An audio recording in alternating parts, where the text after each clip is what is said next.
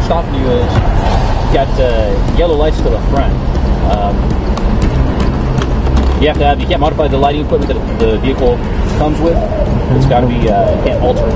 You have your license and registration? I do. Did you buy it from the dealership like that? I got it like that, yeah. From the dealership? I've been cited for this before and was not guilty of anything when I went to court. Got the money back, paperwork for it. I was stopped. The vehicle code actually says you can't alter the lighting of your car if it alters the performance of the vehicle. So I don't know if you can tell up front here. See all these cars driving with white lights? When you do yellow lights to the front, it actually alters the performance of the lights.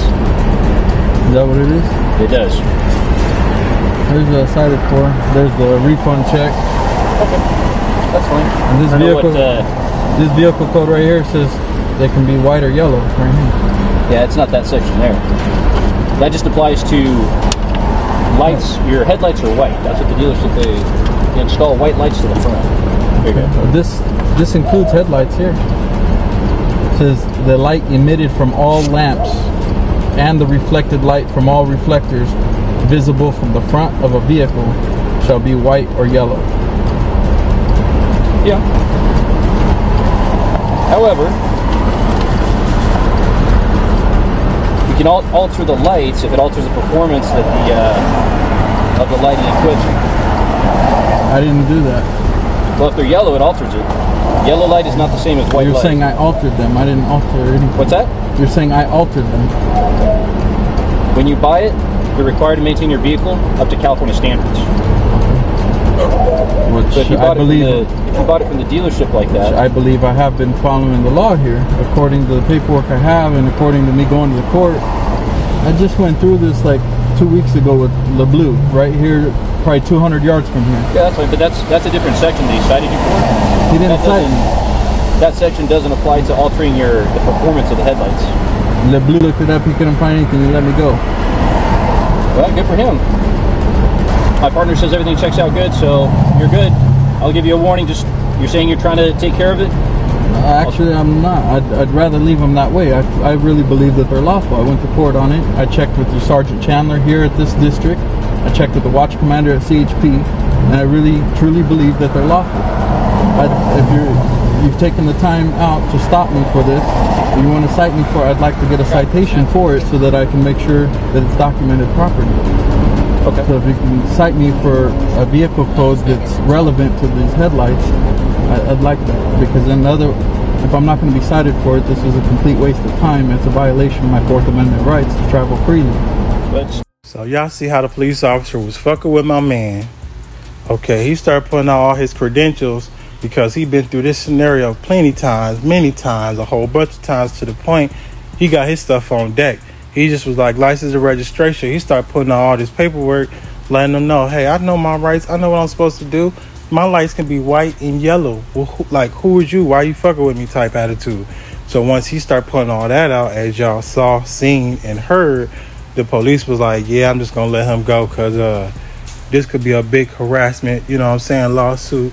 Definitely, if he got all these credentials of the police officers that's been pulling him over for no damn reason. Violation. So I stopped you. If you tell me I committed a violation, I'd like to be cited for it, please. I've already been cited for it, and it was deemed lawful. Okay. So please go ahead and cite me for it. I'll wait patiently for that. Okay. Well, that's your option. That's your request. Okay. I'd like the citation so I can go to court and do the same process again. Therefore, I prove that I'm being targeted and harassed by Fresno PD over the same issue several times. This is the seventh time I've been pulled over for this. I've never stopped you. I have no idea who you are. I said Fresno PD and not you. Okay. So, I'd like a citation, that way I can handle it properly. Well, you're saying that Fresno PD is targeting you. I am with Fresno PD. I cannot target you if I don't know who you are. I don't know anything about you. Okay. So, can I please have the citation so I can be on my way?